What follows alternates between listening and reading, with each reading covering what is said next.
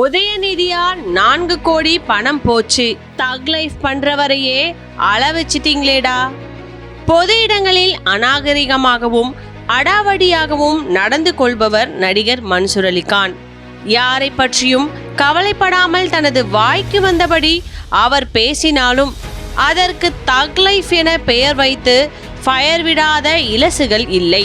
கன்னத்தை சொரிந்தபடி தலையை ஆட்டிக்கொண்டு மேனரிசம் என்ற பெயரில் அவர் பேசும் பேச்சுக்கு சில்லறைகளை சிதற விடாதவர்கள் இல்லை.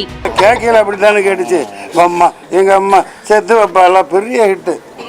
அசின் போட்ட ஸ்டெப்லயே எனக்கு ரொம்ப பிடிச்சது கனாவை டிஸ்டர்ப் பண்ணது தூக்கத்தில் அந்த ஸ்டெப்பு தான்.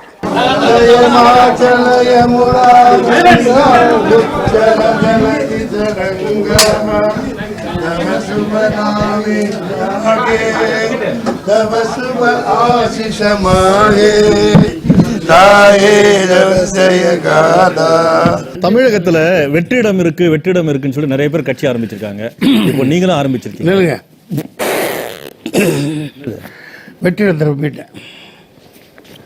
வெற்றிடத்தை ரொப்பிட்டேன்ப்பா முக்தா.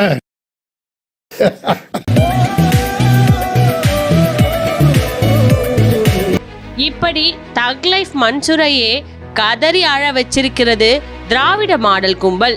தமிழ்நாட்டில் திமுக ஆட்சிக்கு வந்த பிறகு மாநிலம் முழுவதும் உள்ள அனைத்து தியேட்டர்களிலும் உதயநிதியின் கட்டுப்பாட்டின் கீழ் சென்றுவிட்டது.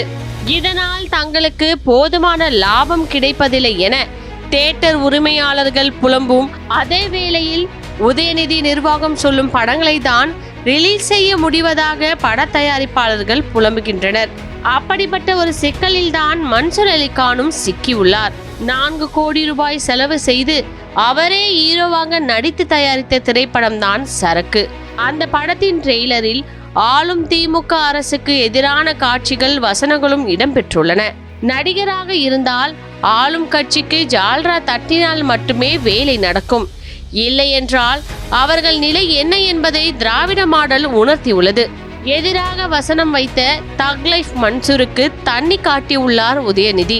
தனது படத்தை எந்த தியேட்டரிலும் திரையிட முடியவில்லை என்றும் பலமுறை கெஞ்சி கேட்டும் உதயநிதி தன்னை சந்திக்கவில்லை என்று மன்சூர் கண்கள் கலங்குகிறார். சரக்கு 4 கோடி போட்டு எடுத்தேன். அதில் இவர்கள் ஆக்டோபஸ் மாதிரி ஆளுங்கட்சியினர்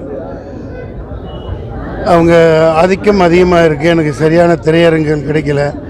நான் தம்பி உதயநிதியை பல தடவை போய் பார்த்தேன். அது ஒரு கான்டென்ட்டு, சரி ஓடிடியில் வெளியிடுவோம் அல்லது திரையரங்கு கிடைக்க செய்வோன்னு. அவங்க யாருமே தொடர்பு கொள்ள முடியல. அதே மாதிரி ஓடிடிலையும் வெளியிட முடியல. அந்த நேரத்தில் கேப்டன் இறந்துட்டாங்க. சரியான திரையரங்கு என்ன அவங்களோட ஆட்கள் தான் மீடியேட்டர், எல்லாமே தியேட்டர் எல்லாம் அவங்க கண்ட்ரோலில் இருக்குது. முன்ன மாதிரி இல்லை. நடிகர் சங்கம் அவங்க கண்ட்ரோலில் இருக்குது. ப்ரொடியூசர் கவுன்சில் அவங்க கண்ட்ரோலில் இருக்குது. இது இப்படியே நாங்கள் அனுமதிக்க முடியாது. பார்த்துக்கலாம். எனக்கு பெரிய இன்னைக்கு உங்களுக்கு நடந்த நாளைக்கு மற்றவங்களுக்கு நடக்கும்ல, அதை பார்த்துக்கலாம். இனிமேல் பார்த்துக்கலாம். இதுக்காக நீங்கள் எவ்வளோ போராடுனீங்க? இப்போ தேர்தல் தான் எங்கள் நோக்கம். அலையன்ஸ் யாரு கூடயும் வைப்போம். புறா வீடு தூது, காக்கை வீடு தூது, கழுகு வீடு தூது, எல்லா தூது விட்டுருக்கோம். பிள்ளையார் வாகனமாகிய எலி வீடு தூது, மயில் வாகன முருகன் பெருமானின் மயில் வாகன தூது, அப்புறம் யாருப்பா சிவபெருமான் நந்தியா, அந்த மாதிரி தூது விட்டுருக்கோம். நந்தி மாதிரி முன்னாடி நின்றுட்டு இருக்காங்க. வெறும் நம்ம யமன் வாகனமான எரும மாட்டை மட்டும் தூதா விடலை. தூது போயிருக்காங்க. பல கதவுகள் திறக்க மாட்டேங்குது. நாங்கள் உடைப்போம், திறப்போம், இல்லாட்டி எங்கள் தாக்குதலை தொடங்குவோம். இது எளியவர்களுக்கான ஜனநாயகமாக ஆக்குவோம். அதுதான் எங்கள் நோக்கம். பல தருணங்களில் திமுகவுக்கு ஆதரவாக பேசியுள்ள மன்சூர் அலிகான் 4 கோடி நஷ்டமடைந்து உட்கார்ந்த நிலையில் தற்போது மேடைகளிலும் செய்தியாளர்கள் சந்திப்பிலும் திமுக அரசை திட்டி வருகிறார். அழாமல் அழுது தனது கவலையை கொட்டி வருகிறார்.